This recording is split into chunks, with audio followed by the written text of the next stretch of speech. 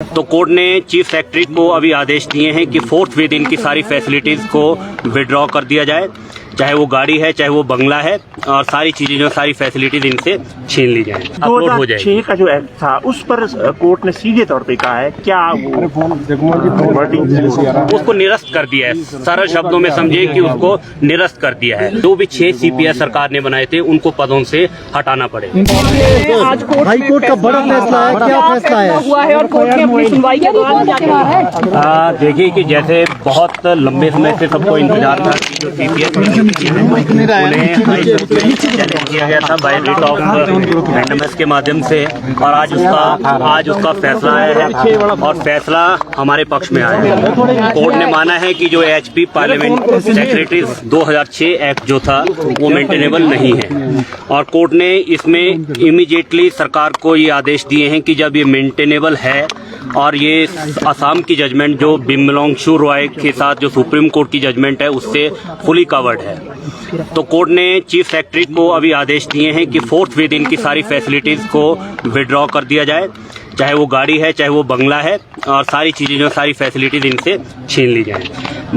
कुल मिला के हम ये बोल सकते हैं कि जो एक्ट है उसको वॉइड एब इनिशियो डिक्लेयर किया गया है, और फैसिलिटीज के बारे में जैसे मैंने आपको कहा कि वो फैसिलिटीज भी हमने सारी कोर्ट ने कहा है कि इमीडिएटली उसको विड्रॉ करें। यानी कि 6 जो क्या विधायकी बरकरार रहेगी?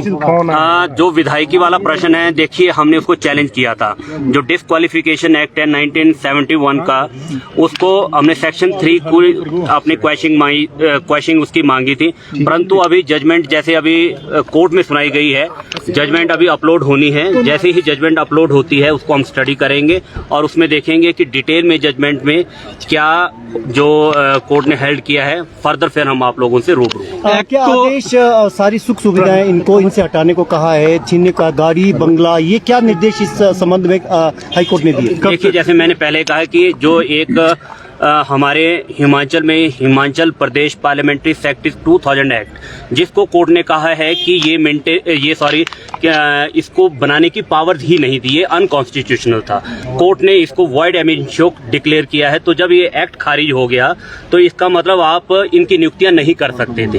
इनकी नियुक्तियों को कोर्ट ने रद्द कर दिया है, और इसलिए इमीडिएटली जो भी 6 CPS सरकार ने बनाए थे उनको पदों से हटाना पड़े। ऑफिस ऑफ प्रॉफिट की बात की जा रही है, क्या इनसे रिकवरी होगी? देखिए ये विषय मैंने अभी कहा कि जैसे अभी जजमेंट अपलोड होगी हमें उसको स्टडी करना पड़ेगा कि जजमेंट में डिटेल में क्या ऑर्डर्स आए हैं। अगर उसमें किसी इस तरह की जैसे हमने क्वेश्चनिंग मांगी है, अगर कोर्ट ने उसके ऊपर कोई फाइंडिंग दी होगी, फर्दर फिर हम वो एक्शन उसको जजमेंट को पढ़ने के बाद फिर आगे का जो भी स्टेप होगा उसको लीगली हम आपस की जो हमारी टीम है आपस में डिस्कस करके फिर हम उसको फर्दर आगे बढ़ेंगे। थोड़ा सा डिटेल में बताएंगे आप एक्ट को क्वेश्चन करना या निरस्त करने को लेकर क्या क्या ग्राउंड रहे? देखिए ग्राउंड में हमारा जो था बेसिक ये था कि जो 91st अमेंडमेंट थी, एक ये ग्राउंड था।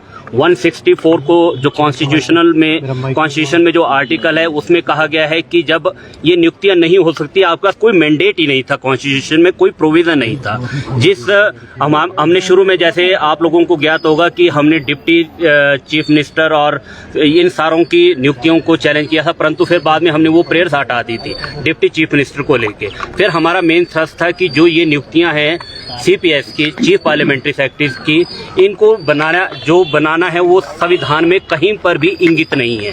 कोर्ट ने हमारी बातों को माना, और इसके लिए सुप्रीम कोर्ट का जो कानून है स्टेट ऑफ असम का बिमलोंगशु रॉय, उसमें बड़ा क्लियर लिखा है कि सरकार के पास कोई पावर्स नहीं है इस तरह के एक्ट को बनाने की, तो और क्योंकि लेजिस्लेटिव इनकम्पिटेंस है, और कोर्ट ने इस चीज को माना है। परंतु फिर मैं दोबारा से वही बात दोहराऊंगा कि अभी हमें जजमेंट को पूरी तरह से स्टडी करना होगा। जजमेंट मुझे लगता है कि आधे 1 घंटे में या घंटे भर में शाम तक ये अपलोड हो जाएगी। 2006 का जो एक्ट था उस पर कोर्ट ने सीधे तौर पे कहा है, क्या वो उसको निरस्त कर दिया है। सरल शब्दों में समझिए कि उसको निरस्त कर दिया है। आपको याद होगा कि 2005 में भी हाई कोर्ट में इसी तरह का फैसला आया था जब CPS की नियुक्तियां हुई थी, तो हिमाचल सरकार ने क्या किया कि 2006 में इस एक्ट को बना दिया, जो जनवरी शायद 2007 से फोर्स में आया था, एप्लीकेबल था। तो आज कोर्ट ने उस एक्ट को ही निरस्त कर दिया है, तो इसलिए ये सारी की सारी नियुक्तियां जो है वो रद्द मानी गई। Thank you.